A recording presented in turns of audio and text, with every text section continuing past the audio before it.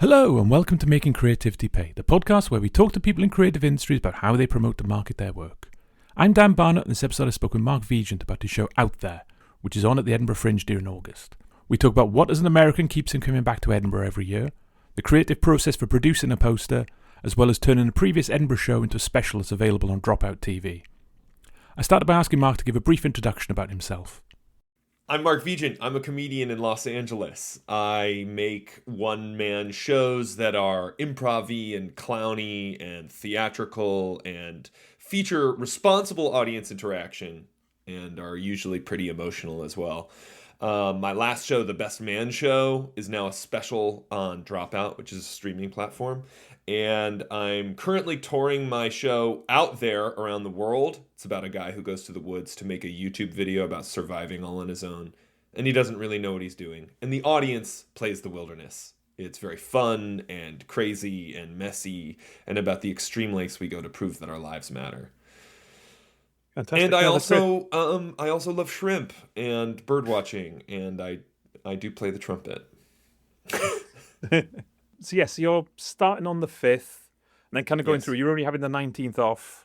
Are you Yes. kind of right now? You're happy with that decision, but I mean, do you think kind of as you go through? I don't know last year whether you kind of had a few more breaks or whether it was kind of you just wanted to straight through, just keep going. This is my 4th consecutive year at the Edinburgh Fringe Festival, which I think for people who live in the UK might not be impressive, but I think for people in my community who live in Los Angeles, that is, I don't know anybody else who does that really. I do. I have like a handful of friends. But all of them do free Fringe. It's quite a commitment, and I always only take the one day off. I like only taking the one day off. I think there's like a bit of a bias that I have towards like, yeah, only one day off is how the real artists do it. You know, like it feels a little toxic maybe. I don't know, or like masochistic. I know people who take every Wednesday off or every Monday off, and I think that's probably really good for their mental health. But there's just like something that comes with like, you know, it's your 12th day in a row of performing, and even if it's going well, you just feel so deeply depleted, and that's just part of it for me. As part of the show, you've kind of said it's kind of there's an element of interaction, Yeah. both with the audience and technology. Are there ever any risks with that, both in terms of working with people and working with tech? Oh, for sure. Okay, yeah. So, I mean, another thing that I didn't mention in my quick introduction is that Out There features so it's about him. He's making a YouTube video. I've got a camera strapped to my chest that's live streaming everything I see to the projector, so that the audience kind of on the screen, they see the quote unquote YouTube video I'd be making.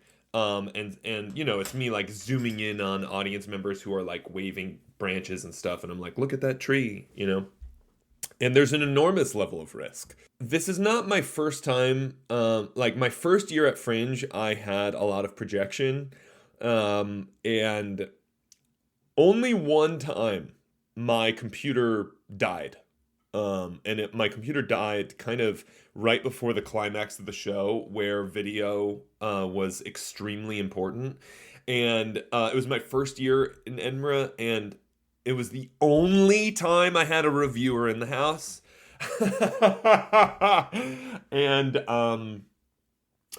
And it was one of those magical moments that I kind of, you know, you can't plan for. You just are just kind of like, well, I'm gonna rely on my years of being an improviser and clown here and make it work. And I just, in character, kind of improvised and wove it all together and was able to like do this whole bit where I was pretending the tech person was my brother, and I was fixing my computer. And I remember just feeling so devastated afterwards that like, of course, the one day that a reviewer comes is the day that I have a projector failure. And then he gave me 5 stars, and he said that he couldn't tell if that was part of the show or not. And that opened up my mind to I've since seen a lot of shows where things like that happen, and it is a magical experience. And I think, yeah, I mean, in the Best Man show, which was the show that I took for the last 2 years, there are times where I put the microphone in somebody's face and I kind of instruct them, invite them to play a role in the show. And sometimes they say really messed up things that then I have to kind of like, oh yeah, I'm juggling. Like there's this part in the Best Man show where, and that show, I'm the best man at a wedding. There's people in the audience who are part of the wedding party. And there's a whole bit where I'm talking to my character's wife, and I'm like, when's the last time we had sex? And it's like, it's supposed to be really fun and silly. And a lot of the time, people will say like, oh, months ago or years ago or whatever. And then I justify it. But sometimes people say like, this morning, you just don't remember it because you were intoxicated. And then I have to like cover up the fact that they're insinuating that I was sexually assaulted, but they don't even realize that that's what they're doing. You know what I mean? Like, and so like all these kind of like when you involve the audience that way, you're inherently inviting chaos into the mixture. And when you're involving technology, there will be a tech failure. It's not a matter of if, it's a matter of when. There's going to be failure that happens. And out there, I don't give audience members quite as much power as I did in the Best Man show. In the Best Man show, I'm literally putting a microphone in a lot of people's faces. Here, people are just pretending to be trees, pretending to be animals. Nobody's really saying anything. It's much more playful, like in a childlike, whimsical way. That's not to say that there won't be moments where people do crazy stuff and try to steal focus. But I think the truth is the more that I get up on stage, the more that I do this, the more I'm able to realize the ways in which people will surprise me.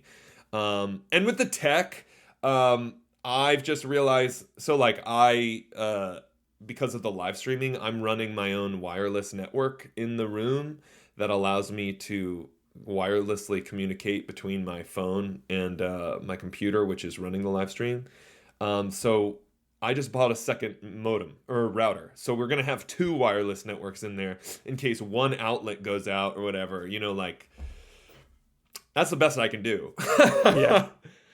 But I kind of invite it, you know what I mean? Like that experience that I had the first Fringe where like everything broke down, I'm like, that helped me discover some really cool moments. So I kind of want a little bit of danger. And so you've taken this show and previous shows around like kind of lots of different fringes. Yeah. What would you say is different about Edinburgh? I mean, Edinburgh is the big one. Edinburgh is the biggest one by a large margin. I haven't been to Adelaide yet. I'm going next year because of an award I won at the Hollywood Fringe Festival last month where... there you go. That's one huge difference. So like I live in LA, the Hollywood Fringe Festival, they have an awards ceremony. And the awards ceremony is for all of Fringe. And you can do that because there's 500 shows as opposed to 5,000 shows. If there was an awards ceremony at the end of Edinburgh, it would take days. And there's no way like even at Hollywood Fringe where there's, 450, 500 shows, the most shows that one person sees is like 80. Like the most you can see is like a fifth of the productions. In Edinburgh, there's no way you could have a sense of what the best is, which is kind of what makes it so perfect. You know what I mean? Like, yes, there is a lot of buzz. Like you can tell which shows are kind of doing the best, which usually have to do with how much money they're spending, or not necessarily it's a mixture of money and if the show's good, but it's like there are plenty of shows that are brilliant in Edinburgh that nobody sees, which is kind of part of it. What makes Edinburgh so magical is it transforms the entire city. It's an international spectacle.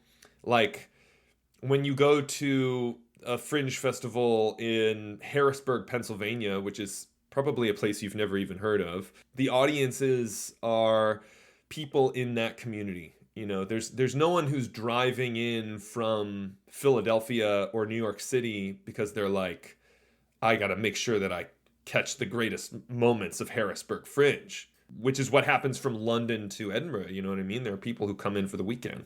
And also there's just like there's the prestige, you know? Netflix is going to be there. A24 is going to be there. There's artistic directors from all over the world who are going to be there. And so like for a person like me, you know, there is this element of like who's going to walk into my show? You know?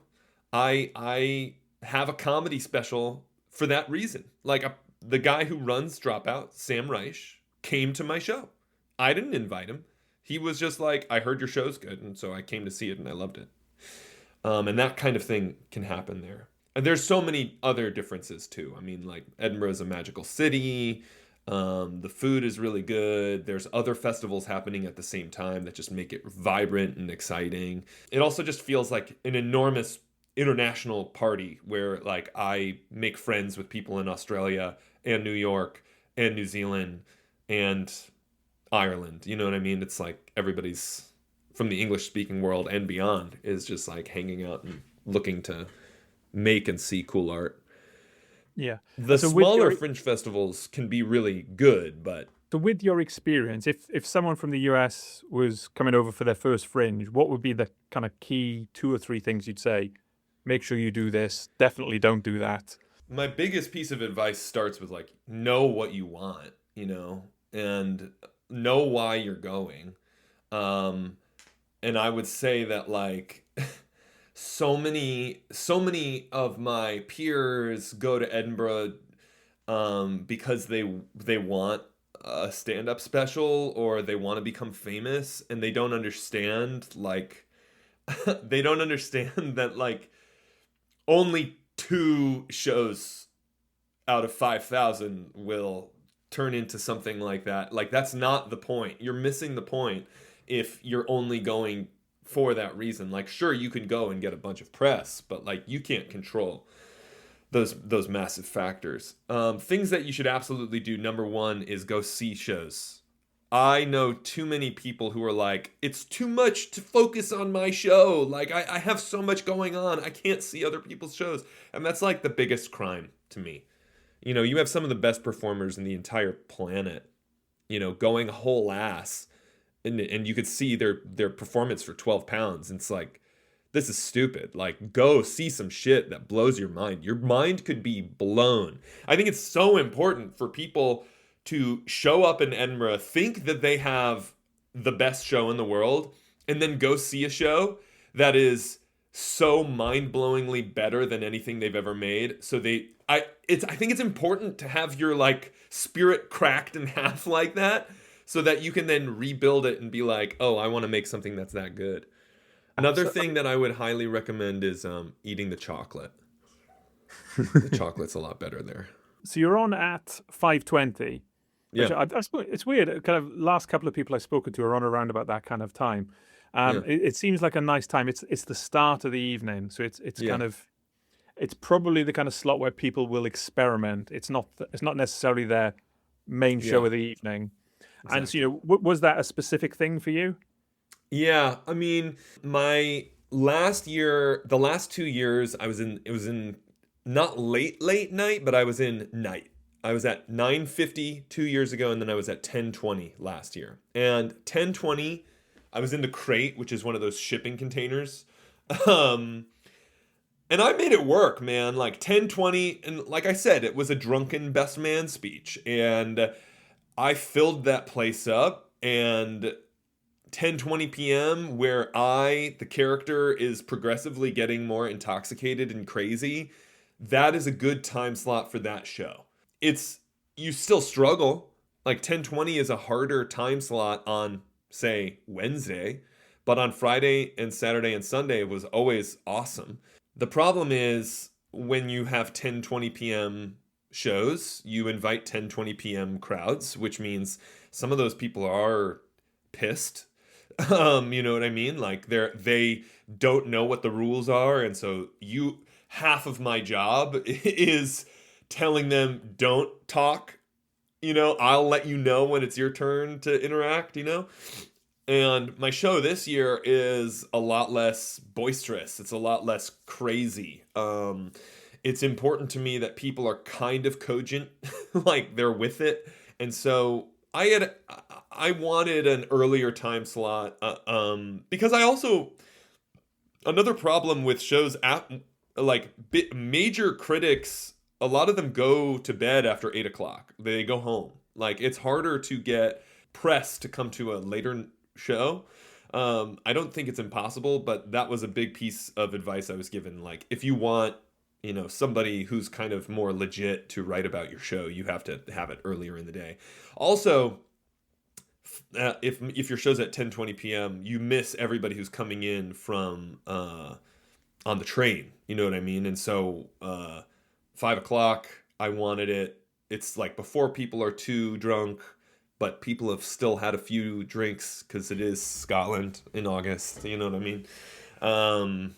It's kind of perfect for me. And in terms of promoting it, so with 5:20 is in your head, you'll do, let's say, 2 till 4, promote the show, flyer it and whatever. That's and right. then you've got an hour to kind of get yourself in the right headspace, and then maybe a bit afterwards as well. Is it 24/7? I have really figured. I mean, part of what made my last 2 years successful in Edinburgh is my flyering. I love to flyer in character. It helps me be a better clown because you're in character and you're interacting with people out in the street, and gives me a lot of respect for buskers for sure. But what I found is that flyering, when it's good, when I flyer in character, most people hate it, but the people who like it will show up to your show, as opposed to you just kind of standing there handing out flyers. My proposed schedule is my mornings are pretty sacred. Like, I want to get up, do my morning pages, go on a run, do the things that will calm my anxiety down. And then, yeah, like you were saying, from about 12 to 4, I will probably, especially in the first week, I'll probably flyer for 3 or 4 hours with breaks. I would like to say between 12 and 4, I'm going to see one show and I'm going to flyer on the other edges of it. Then I'm going to get into the zone, do the show, clean up, eat dinner. I'm not a big fan of flyering after the fact. I think that post show, I'm going to be in, some nights I'm going to do a set on another person's show. I'm going to be on Best of Fest at Assembly. I'm going to be in the new class, I'll have a show like that. And so that's perfect to do after that. But I think at night it's time to carry flyers in my pocket in normal clothes, and if I strike up a conversation with someone, I'll tell them about the show, but mostly I'm there to have a drink, go see some shows, my girlfriend will be there, so be a good partner, be a good human. Yeah. And so for getting flyers printed, is there a science to it? Do you think, right, 300 a day times 26 days is X? Man. Is it just as many? This is where your data scientist comes in, isn't it? This is where your data analytics is. Because I'm so down to talk about the numbers here, Dan. I have done this exact thing. I have gone through the number of tickets I've sold and the number of flyers I printed, and I have made calculations based on, okay, I am probably going to sell X amount of tickets if I hand out X amount of flyers. I really do come up with numbers. And it's different every year, and it's different every time. So I don't have that calculation available right now. I think I generally feel like I have 1 out of every 20 is a good bit. So if I want, my general rule of thumb is I only really check the ticket report the night before. Right. If I have fewer than 10 tickets booked, which is common, in Edinburgh for an American artist who is not famous and doesn't have a producer, I will be like, okay, I'm gonna flyer for as much as I possibly can tomorrow.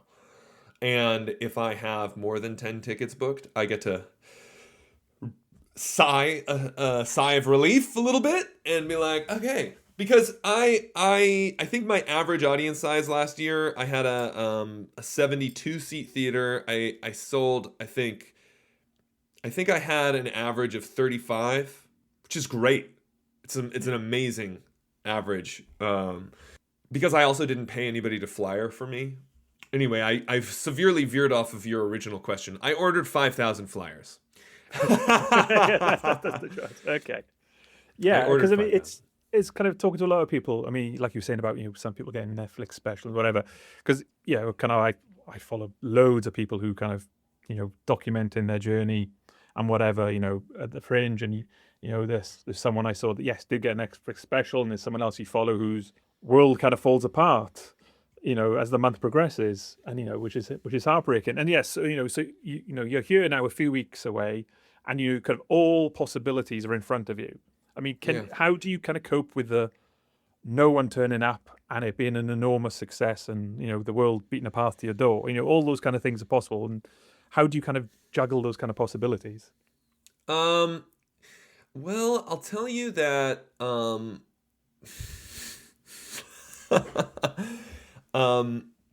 it is going to be a success. I feel it in my bones. I feel it in wow, I'm thinking about the beginning of Lord of the Rings where she's like, I feel it in the air. I think I'm gonna answer your question, but I'm also just gonna say like the true answer is that I am so confident that it's going to be a really good year for me. I've had a really good last 2 seasons in Fringe. I'm coming in hot off of a special that, won't equate to 500 tickets a day, but it will equate to a few tickets every day.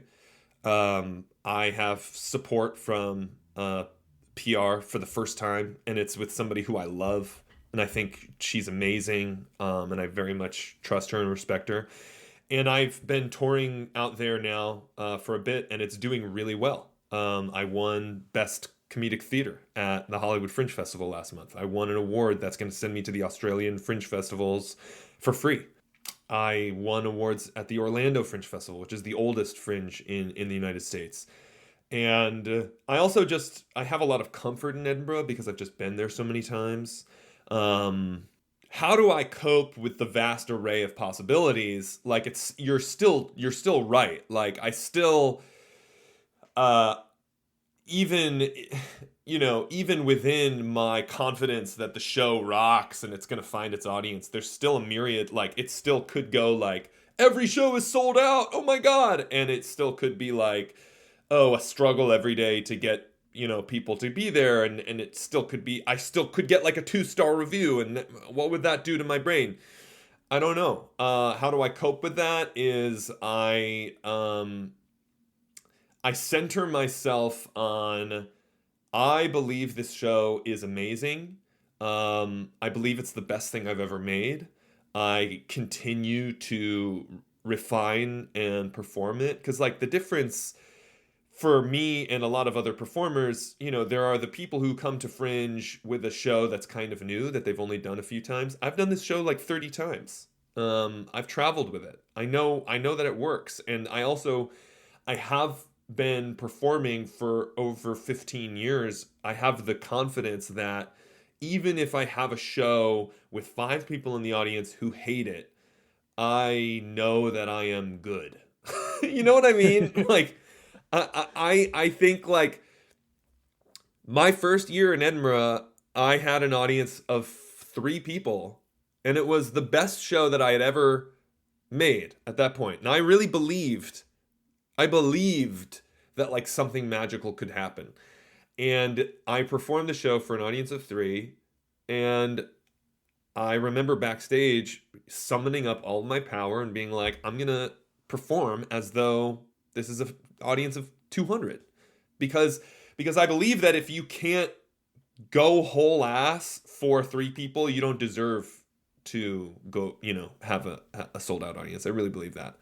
And I have a friend who was in that audience who has told me that's his favorite performance of mine he's ever seen, because he was like, it's easy to crush for a sold out crowd, but like to watch you go so hard for 3 of us was a special moment. So yeah, I mean, I just know that magic is waiting for me. I just don't know exactly what it's going to look like. And it's exciting. Yeah. I think it's interesting, kind of working with a lot of American people. They're definitely a lot more positive in general about things, whereas I don't mean as that's good. That's a good thing, to have rather than trying to tear everything down. Yeah. No, I mean, I am, like I said, entering my 4th consecutive year of going to Edinburgh Fringe, and this chapter of my life, which I call my Fringe era, has radically transformed me as an artist, as a person. It's given me so much confidence and strength, and I've watched my skills upgrade. And I am positive about the experience, because I know that whatever happens, there's going to be some shit on the other side. Because Dan, the other thing is, if my show like lays an egg, if I show up in Edinburgh and I have to cancel a show because nobody shows up, that's also information. That's all that gets to tell me, oh, Mark, maybe something's not working. What a gift. What a fucking gift. It's like this is what you learn in clown, right? Just because, like, when I first started performing, if the audience isn't with me, it's horrifying. It's terrifying. But what you learn as a clown is the flop, which is what it's called when the audience is not on your side. That's a gift. You learn to find comfort in that moment and then try something new. And those moments can be very instructive, even if they're painful as hell. I don't want to sound like I'm wanging on about the negatives, but wanging on. He's wanging on. That's what I say. But when something does go wrong or not quite right, is it harder when you're in character to draw it back out? Whereas, if you were doing a straight stand-up, you go, well, that didn't work, and you could possibly kind of regain it. Or do you find in character it can still be saved? Oh, I find it way easier to do in character. I mean, I think that my humanity comes through. Like, there are moments. I mean, I'm thinking about the Best Man show. I'm thinking about the Best Man show in moments last year when things, when you could feel the audience getting disconnected, and the way that I respond is you kind of, for me, I play very big characters. Like, I'm very loud, large. I usually the character Larry in Out There and Paul in the Best Man show, they're both kind of like different shades of toxic men. And when I find that the audience is kind of disconnecting from me, I kind of take a step back. I get a little bit quieter so I can draw them in. And what I do is I rely on the words of the script, because I also it's a heavily scripted show, even though it's got chunks of improv and audience interaction. And if I really need to try to draw them in and play in the moment, I'm much more comfortable in character, because if I'm just as myself going, well, that didn't work, that while that may get a laugh in that moment, I think my strength and my source of power is in playing a character.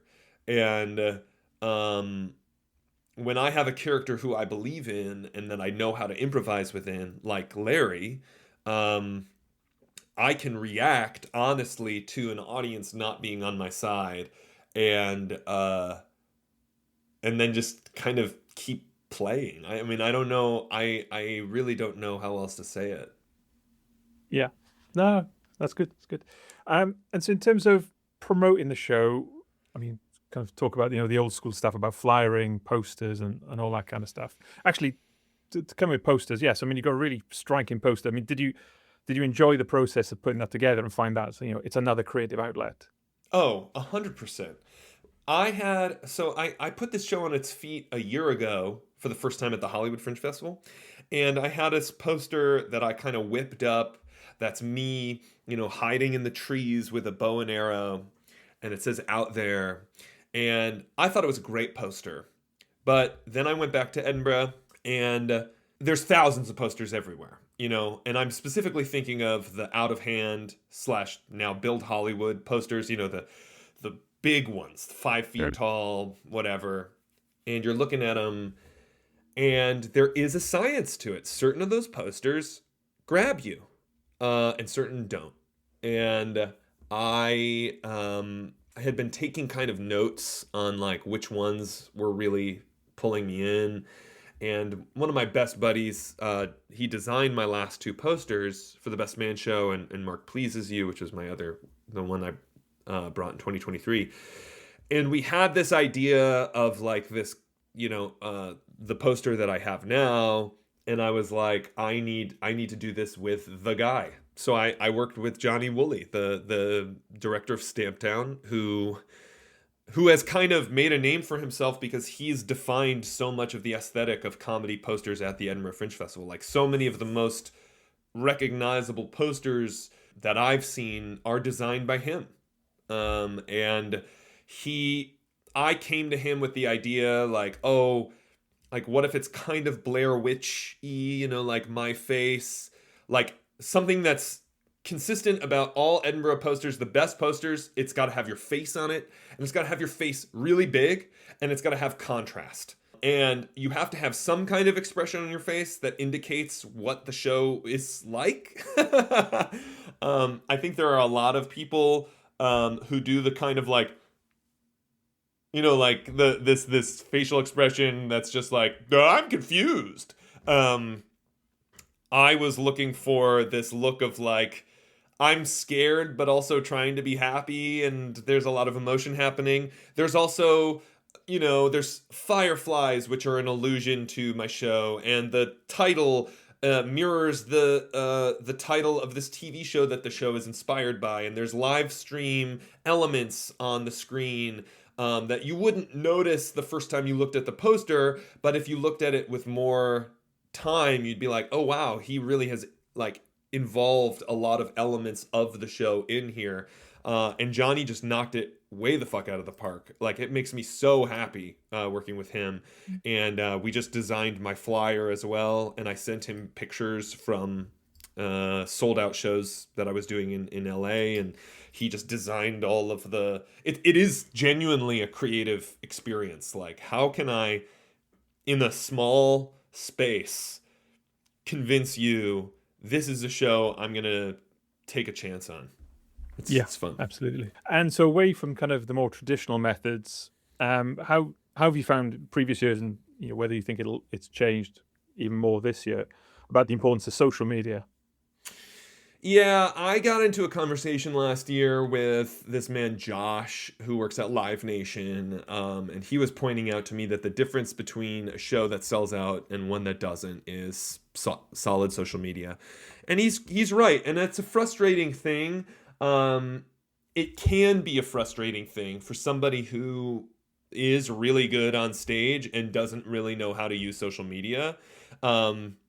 Which was the case for me for many years. Like, I feel very confident in my work, but my social media has always kind of lagged behind. Because I don't do stand-up, it's not as effortless for me to like whip something together. And, it's a journey for everyone. Anyone who's good at social media, it is an actual hard-earned skill. I think that many people see it as like, that person is only good at social media.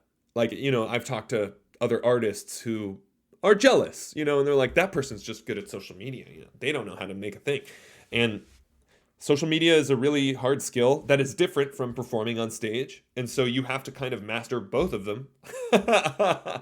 I do. I mean, listen, like Natalie Palamides was able to sell out her whole run, and she does not have a massively viral social media campaign. But I know that MC Hammersmith made a social media video that went viral, and he did sell out his run. You know what I mean? And I am a big proponent of those big Build Hollywood posters that you put your reviews on top of. I think that's a blast. I like flyering. I actually make social media videos out of me flyering and try to make those look intriguing. But I have, I've thrown a lot of money at this problem. I'm paying a guy to film my shows and edit the best clips into little things that convince people they might want to take a chance. I couldn't tell you what works. I mean, I think that with all advertising, it's a combination. It's just like, the biggest thing that's going to get people to go to your show is their friend told them it was good. Like that's the number one thing that's going to convince somebody to go see a show is somebody you trust told you go see this show. The number two thing is going to be, okay, I've run into this poster a million times. Now I'm looking at a video and it's funny. You know what? Fuck it. I'll go, And so the other thing then, the main thing is reviews. I saw you had a 4-star from Chortle, but it was out on the 19th. So, that's the kind of, the ideal, obviously why you have reviews and everything is you want that big, go see this show, don't miss it, to come out on the 5th or the 6th of August. That'd be the ideal. I mean, did you see post that review a noticeable difference? Oh, that's interesting. I mean, no, but no and not no. It was like it was the second half of Fringe. So like naturally my numbers, I don't want to say naturally my numbers did get better in the second half of the month. And I think part of that was word of mouth. I think part of that is just the general momentum of the festival. And I am actually going to kind of walk that back a little bit because I know that not everybody experiences that. Not everybody gets bigger crowds at the second half of the month. Like I know my first year, I didn't benefit from word of mouth at all. I had the same struggle every single day. I think Chortle was probably the most recognizable, biggest publication that wrote about my show last year, and he did say it was a tour de force, which was so awesome. I definitely think that lent some kind of credence there. I mean, I emotionally heavily weight reviews, and I don't think that the reviews sell tickets unless they're on The Guardian. You know what I mean? If you get a 4-star or 5-star review from The Guardian, then you're selling out shows. But I've never had a reviewer from The Guardian because you can only really... There are certain reviewers, and this is something, making creativity pay. I know you're interested in the money and everything here. Like, there are certain publications that'll only write for you if you have a publicist.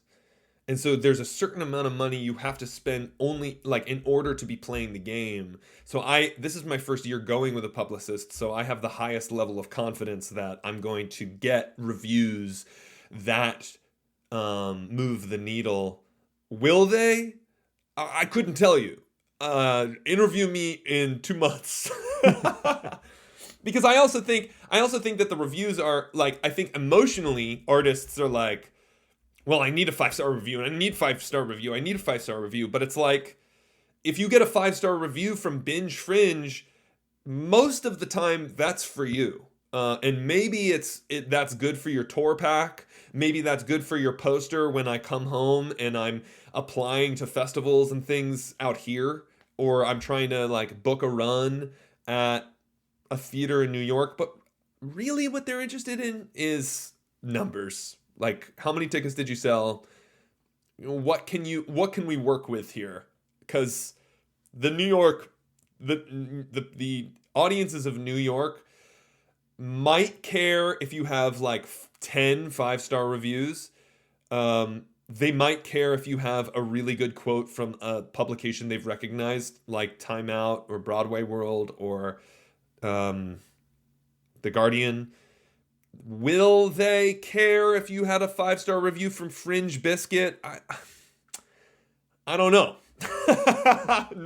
No shade to Fringe Biscuit. I'm just saying, I think that it matters more to me than it does to anybody else. You were saying, yes, your previous show is now a special on Dropout, and you're, Yes. you're actually taking it to London at the end of the month. That's right. How easy do you find that to kind of switch between the two? Oh my God. So fun.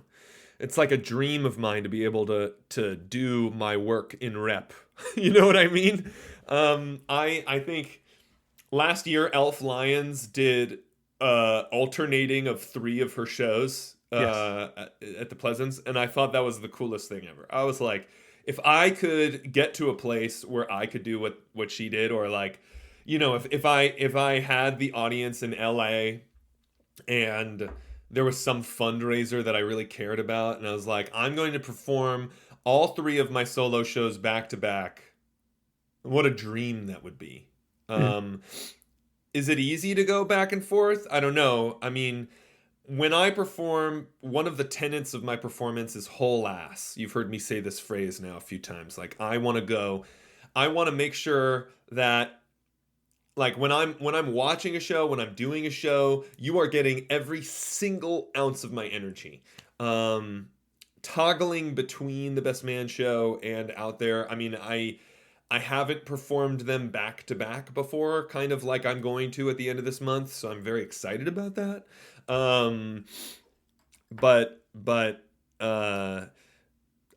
I do kind of think that I think that it's going to keep me loose, you know, because the shows are so different that it's like, oh yeah, I'm being reminded of the ways that I can play. So it's like a palate cleanser almost. It's like different Yeah, areas. it's like biking one day and swimming the next, you know? It's like you got to keep your muscles sharp, and it'll hopefully lead to more discoveries in my show. The character I play in the Best Man show is significantly like meaner. and so I have found that sometimes when I'm in Best Man show world and I go into Out There, I accidentally bring in some meanness that is less helpful. But it's okay. My director's going to be there. She's going to help me course correct. And so yes, you've said it's now a special on Dropout. Yes. Yeah, it'd be interesting to kind of hear about the process. I know you've got a video on Instagram that kind of talks a little bit about it, but it'd be good to hear from you kind of how you go from a Fringe show to ending up being as a filmed special on Dropout. I mean, it was the coolest adventure of my whole life. I mean, the Best Man show is something that, you know, going back to that piece of advice you asked me for earlier, knowing what you want when you come to Edinburgh. Like, I didn't come to Edinburgh Fringe in 2024 thinking I'm going to have a comedy special. I came because the year before I had gotten my ass kicked so hard, and I got so inspired by the work that I saw. I saw Griffin Kelly's 2 Cats on a Date. I saw Courtney Peruso's Vanessa 5000. I saw Bill O'Neill's The Amazing Banana Brothers. I saw so many shows that I loved, so many shows that I didn't love, and I got inspired to come back and do it better. And what I really discovered was by doing these one-man shows and exploring them, I was growing as a person. And so the Best Man show was helping me kind of reflect on my personal life, on my relationship with my family, and my relationship in my marriage and everything, and my relationship with, you know, this blossoming romance that I had that ended up being just the most incredible relationship of my life. And I say all this to say that when Sam came to my show in 2024, I wasn't expecting it, and I just went so hard, and I gave him the best performance I possibly could, just like I would for anybody. And, you know, then we had a conversation about it, and he was like, I really loved your show. I would love to, you know, maybe make it a special, but I don't know if Dropout's going to keep doing that. And then we just had some really heart-to-heart conversations, and I was just like, well, you know, I have audience interaction in my show, and maybe one way to get people in the Dropout world to watch it is we invite Dropout cast members to come be in the audience, and if any of them want to come, I can involve them in the show. And he was like, that's brilliant. And it was funny, I said I was only going to go to Edinburgh last year if I got into Assembly, and I got into Assembly and got the email that they wanted to make the special within 24 hours. It was just like, oh, my whole year is now planned. Thank you. I was fortunate enough that I got to work with a very dear friend and collaborator to direct the special, who, my stage director, Joanna, doesn't have, behind the camera experience the way he does.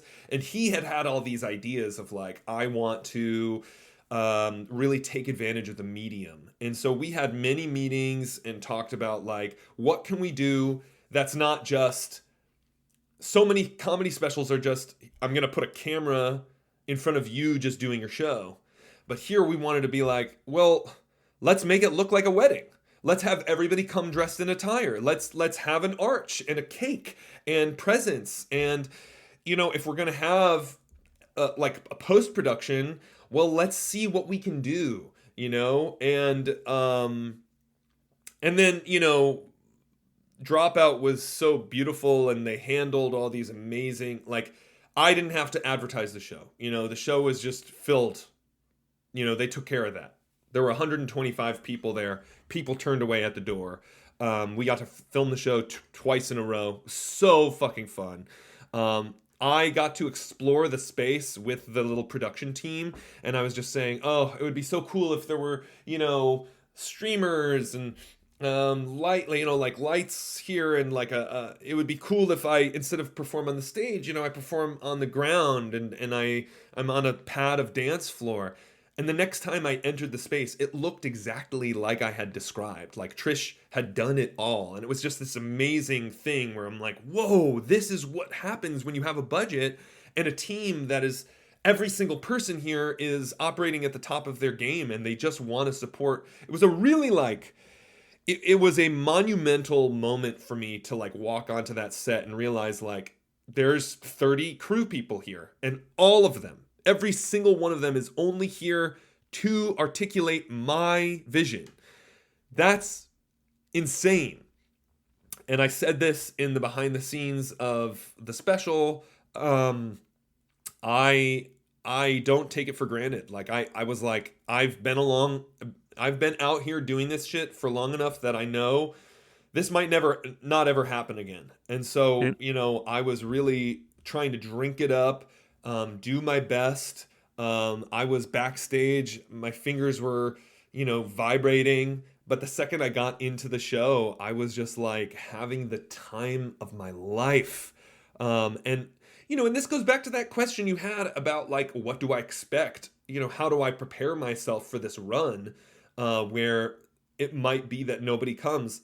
So like I got to perform the best show I had ever made for a totally packed room, 120 people, 8 cameras, and they were dying, and I was absolutely killing it. And I felt amazing, and like I could do no wrong. And it just instilled this level of confidence in me and this calmness. It's such a tenuous relationship that artists have with external validation. Like, I don't think that we should only seek external validation, but at the same time, the art that I create requires an audience, and it requires an audience to be into it, so it's this delicate balance. And I have that experience to always rely on.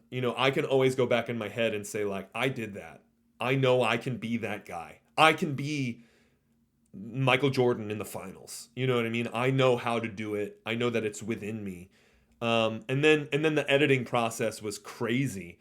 So much of the show was cut. If you come and see the live show, it's totally different because things that work in the room don't necessarily work on stage or on screen. On screen, we were able to do these After Effects kinds of things like the dance. And I don't know if you got to see the special, but there are moments where they, They have flashbacks to audience interaction that's kind of like inside my head. Like all these moments where on stage it's like, well, I'm going to be quiet and the lights turn blue, and that's going to hopefully show the audience that we are having an internal moment. On screen, you can actually show people my thoughts. And that's really fun. Sorry, I just got really excited, and that's why I just like riffed for so long there. It's my favorite thing to talk about. I mean, it's kind of one of the things I'm interested in is around that. There's so much competition in general, and for comedy special, you could watch a comedy special every night of the week for free on YouTube. That's of excellent quality, and so that makes it then hard for anyone else to kind of say, well, pay $10 a month, $5 a month, whatever it may be, to kind of. I'm really interested in that kind of going from zero to paid of any kind, and it's just such a hard battle because there is so much. People are willing to give stuff for free because it's exposure, and again that then makes it harder for anyone who can't afford to do that. I mean, it's crazy because the budget for the special was like $150,000, which is way more than. That's more money than I've ever had access to. You know what I mean? I can't do that. And I know that there are people who make YouTube specials that do that like take out loans even so that they can make that happen. And it is fascinating because I think part of maybe where I was hearing your line of thinking going is like, why would an audience member pay to sign up for Dropout and watch my special when they could see a comedy special on YouTube for free? And that's a great question. And like, I don't have access to the numbers, and frankly, I don't want to know the numbers. I thought that when this special came out, my whole life would be different. And it is extremely similar to what it was. But that's not even entirely true. There are small ways in which this has changed me, and biggest of all is this confidence piece. Like there was a huge team of people willing to take this huge chance on me, willing to invest in me, and I have, in the past several months since the special come out, I don't have 100 people begging, buying up all my tickets the moment tickets go on sale, but I'll have a few people who come up to me after the show and buy merch and ask to take a picture, and you can tell they're Dropout people. You can always tell they're Dropout people because they're very, very sweet. They're very, very excited. I've had a few people tell me that they've loved my special. I was hoping to have more exposure. I was hoping that more outlets would write about it, but it's a new world that is just like Edinburgh Fringe, where I realize, oh shit, Vulture and the New York Times are only going to write about the people whose publicists are the loudest. You have to have a publicist in order for the conversation to happen, or have a personal connection to somebody already writing these things. It's not like you said, 100 comedy specials came out the week that my comedy special came out. Why write about mine when Chris Fleming's came out the next day? We're going to write about Chris Fleming because A, he's amazing. B, he has a huge publicity budget. And that's just the reality of the situation. And this is not me saying that I'm better or worse than Chris Fleming. I think he's amazing and brilliant. I don't know if you know him, but he had a comedy special come out on HBO the day after or the week of my special, and he got an enormous amount of coverage and I didn't, and I got the smallest insight into, oh, this is just like going to Edinburgh and being self-produced. And it's me out there on the street asking people, will you watch my comedy special? Versus, comedian who is backed by Berk's Nest or like one of the other massive production companies who is able to generate all this momentum because of the machinery behind it. But I wouldn't trade it for the world. And I think all of this, reinforces my point earlier when the comedy special didn't make me famous. It is a beautiful piece of work that I get to watch. I get to see that in 10 years and be like, oh, fuck, I did that. I got an email from a guy I went to college, or a guy who went to the same college as me after me, and was in the same comedy group, and he sent me an email telling me about how he got to watch the comedy special with the high school students he instructs in improv, and how special it was for them. And it's like, that is that shit. Like, Yeah. I want to believe that there is a comedy nerd out there, a little, like a 16-year-old boy or whoever, who is just like me, who's in a small town, who wants to do something crazy, and they watch that and they go, this is an option? That is what this is about to me. Yeah. I think so much is kind of about educating or persuading customers as well. I find it myself, I support a couple of podcasts, and even though I don't listen to them, I still support them. But paying money to support a new one, it's getting from that free to anything, and that leap. But in reality, in an ideal world, whatever people's budget would be, you'd have an arts budget, for want of a better phrase. You'd say, whether it's $10, $50 a month, and you kind of think, right, I want to support people and I want to spend it. Yeah. But like I said, because there is an almost infinite amount of free stuff, it's so difficult. I mean, there's someone I'm hoping to have on. Yes, he's done a range of specials, and it's £10 to watch a special. And back in the days where you'd buy a DVD, that's a perfectly reasonable price. But in a world where everything it's just so hard. But you kind of think you should be yourself to say, well, actually, no. Yes, I could watch this other free stuff, but I want to try and support people who need to get paid as well. Yeah, and I also just think like it so much is on like the rules are always changing, and this has always been the case in life. You know what I mean? Like the entertainment industry, there's so many conversations about how it's changing, how it's never been this way. It's like it didn't even exist 300 years ago. You know what I mean? Humans have been around for so long, and the way we entertain each other and the way that our society is structured has constantly been shifting and morphing. And yeah, at this moment in time, I want more money to be funneled my way so that I can create more art and have a bigger exposure to audiences. And guess what? It's the biggest it's ever been. I have the most freedom that I've ever had.